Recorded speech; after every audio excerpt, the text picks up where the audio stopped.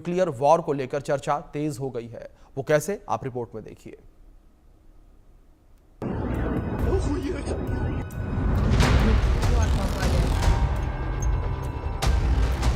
Ukraine पर nuclear वार, Putin लेंगे इंतकाम।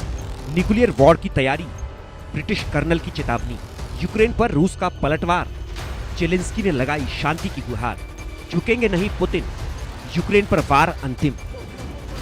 1 जून को जब यूक्रेन ने रूस को घर में घुसकर मारा था, पुतिन के देश में तबाही मचाई थी, रूसी सेना के एयरबेस को टारगेट किया था।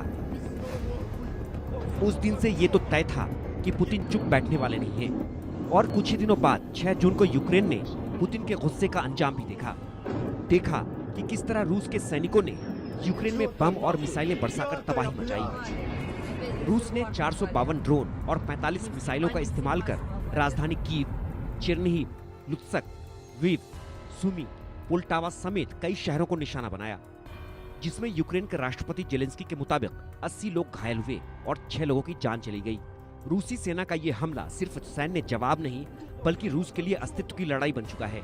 सिर्फ 3 घंटे में रूस ने यूक्रेन पर 452 ड्रोन और 45 मिसाइलें दागकर पूरे यूक्रेन को दहला दिया।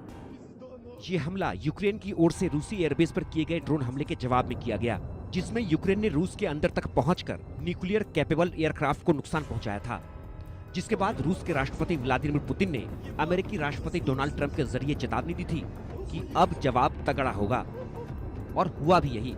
रूस ने रात भर यूक्रेन के 9 अलग अलग जगहों पर बमबारी कर बता दिया कि पुतिन से पंगा लेना कितना महंगा पड़ेगा।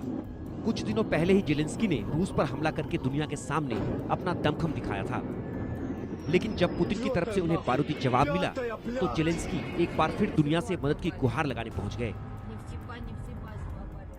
रूस ने 400 से ज्यादा ड्रोन और 40 से ज्यादा मिसाइलें दागी। 80 लोग घायल हुए और कुछ अभी भी मलबे के नीचे दबे हो सकते हैं। और दुर्भाग्य से दुनिया में हर कोई ऐसे हमलों की निंदा करता। पुतिन इसी का फायदा उठाते हैं। वे युद्ध जारी रखने के लिए खुद को समय दे रहे हैं।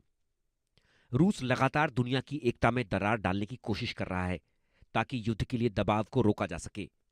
हमें अपने सामने मौजूद काम को स्पष्ट रूप से देखना चाहिए। कूटनीति काम करनी चाहिए, सुरक्षा गारंटी सुनिश्चित की जानी चाहिए और शांति स्थापित की जानी चाहिए। इसके लिए शुरुआती कदम उठाने होंगे, खास तौर पर युद्ध विराम। ऐसा करने और हमलों को रोकने के लिए रूस पर दबाव डाला जाना चाहिए।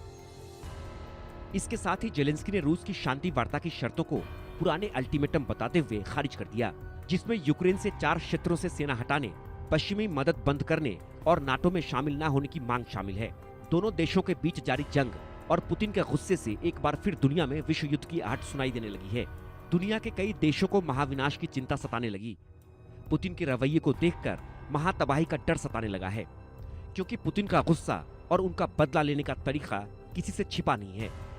अगर पुतिन बदला लेने पर आ जाएं, तो वो किसी भी देश की नहीं सुनेंगे, फिर चाहे वो सुपर पावर ही क्यों न हो।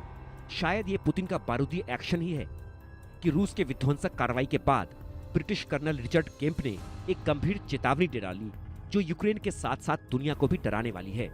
ब्रिटिश कर्नल रिचर्ड केम्प का दावा है कि रूस यूक्रेन पर टैक्टिकल न्यूक्लियर हथियारों का इस्तेमाल कर सकता है, खासकर यूक्रेनी एयरफील्ड्स को निशाना बनाकर। केम्प का कहना है कि डरावनी सच्चाई यही है कि ये रणनीति काम कर सकती है।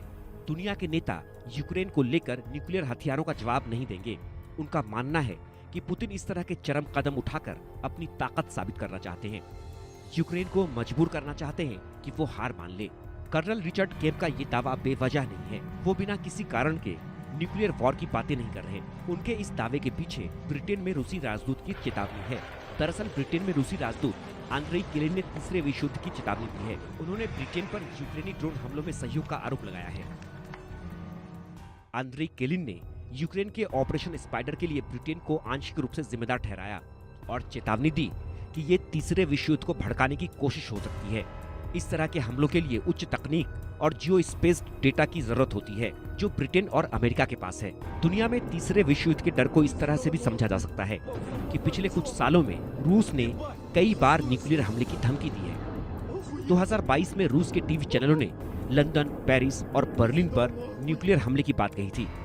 इसके अलावा रूस के पूर्व राष्ट्रपति दिमित्री मेदवेदेव ने 2023 में चेतावनी दी थी कि अगर पश्चिमी देश यूक्रेन को न्यूक्लियर हथियार देते हैं तो रूस पहले हमला करेगा। हालांकि पश्चिमी देशों ने इन धमकियों को गंभीरता से लेते हुए कहा कि रूस के पास अभी तक न्यूक्लियर हमले की तैयारी के लिए कोई सबूत नहीं मिले हैं। Bureau report, India news. चलिए खबरों में आगे बढ़ते हैं। इस बीच नासिक से बड़ी खबर सामने आ रही